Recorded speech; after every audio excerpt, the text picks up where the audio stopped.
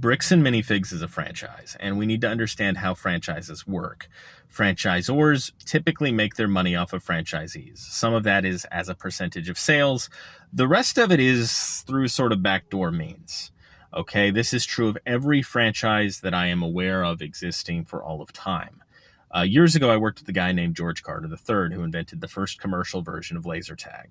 He franchised Photon, which was the name of that previous invention.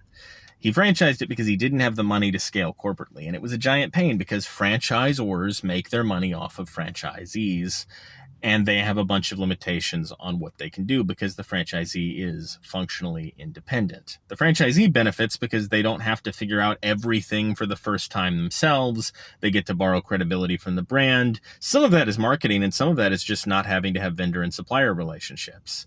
But the franchisor, in general, ends up trying to make as much money as possible off of the franchisee, not just by helping them increase revenue.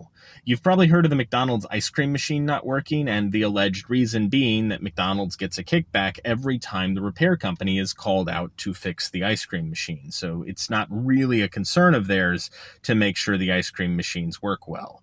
Their concern is making that flat fee from a kickback.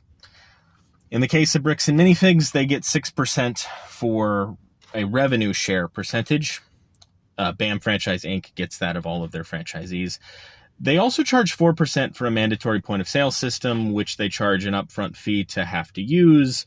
I'm imagining Bricks and Minifigs is getting a flat 1 to 2% rate of all sales as a kickback from that point of sale system. That's just how that works. A 4% POS fee is quite high. Typically, you can get it down to like 2.8 these days. What I'm saying is the franchisees are kind of victims here. They're not the bad guys. And there are very few franchises that do not eventually start to inshitify and take advantage of their franchisees. So I do feel bad for all the mom and pop business owners who just wanted to open a business.